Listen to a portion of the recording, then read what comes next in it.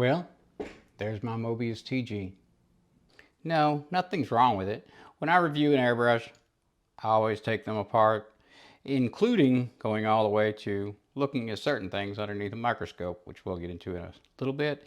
And I wanted you guys to be able to see all the internals and looking for flaws, in which case internally I have not found any in this brush. Now let's just get this out of the way. I paid for this brush out of my own pocket. I bought it through Spraygunner, so it did not come directly from Gaahleri. There's been some talk of people a lot on the internet of saying they pay for reviews. In this particular case, I bought this brush from Spraygunner, same as anybody else would, paid full price. Let's take a look at that slide. Most of these trigger airbrushes, usually they're just cut right there, and it's a really, really nice touch that is drilled in, and so it will only fit that pin specifically. And of course it fits very, very well. The tolerances are awesome on it. Cannot complain at all. Very, very excited about the way these assemble off the back. Normally in trigger, most of them, they have a screw that you have to put in here and then a piece that you have to screw out, and then this rides in there keeping it. But nope, they did it differently. It's a really, really great design.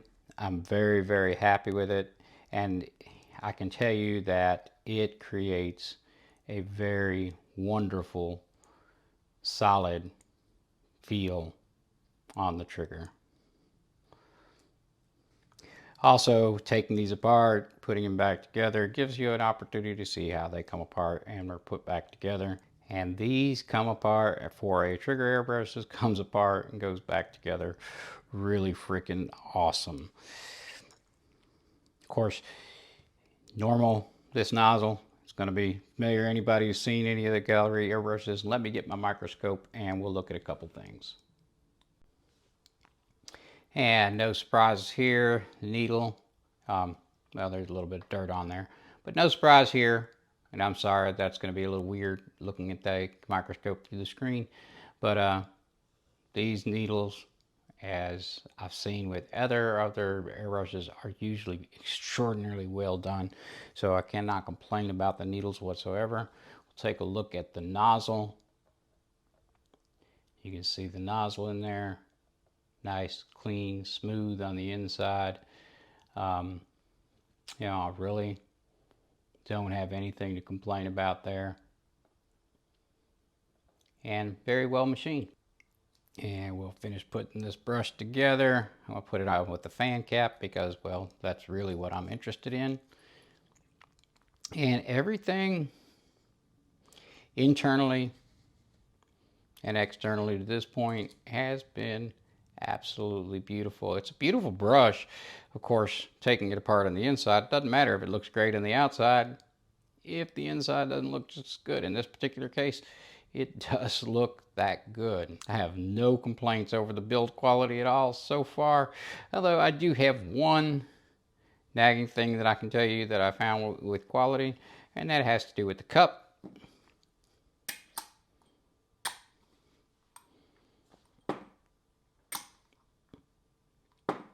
Not that it matters to me at all, but I just don't know why. I've not seen that with any of their other cups, so I don't know why that lid is not fitting in there securely. And this is the way you would find it packaged when you get it.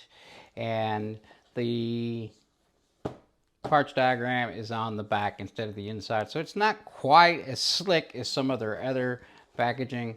However, I really can't complain considering they're one of the very few manufacturers that actually prints part diagram on the box or even in the directions anywhere.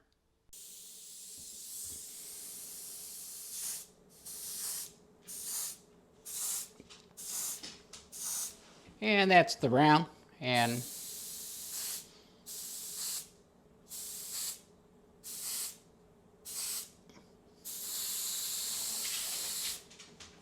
that's the fan pattern.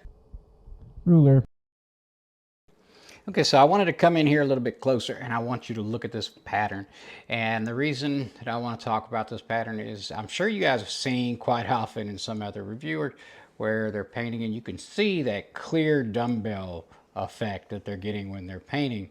And it's remarkable to me that they're not getting too much of that issue. Now, you can always thin your paints down because what creates that dumbbell pattern is you're not getting enough paint flow through the airbrush for the amount of air that's coming out. But it still takes some tuning, and they managed to do that without having an aggressive taper on the needle. In other words, the needle sticks out a little bit. So this head is designed specifically for this. But so I'm very impressed with this. Of course, I can clean this up a little bit. We sprayed it 22 psi. It was Createx black, and it had just a little bit thin with just a little bit of water. That was all that was in it. And yeah, that's, you know, this is a great pattern. This is a great, very, very good pattern. Very, very good atomization flow. I have nothing whatsoever to complain about there. All right, I mixed up some Auto Air Cosmic Sparkle because I wanted to see how this does spraying some pearls. And so I got the speed shape here. And I just wanted to see how it would lay out as a base pearl.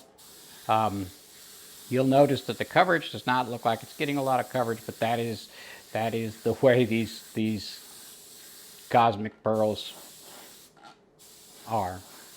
You'll see when it gets all filled in and it dries, you'll see the, and we'll let that dry a moment and put another coat on. And we're going to do coat 2. Yeah, that's looking great.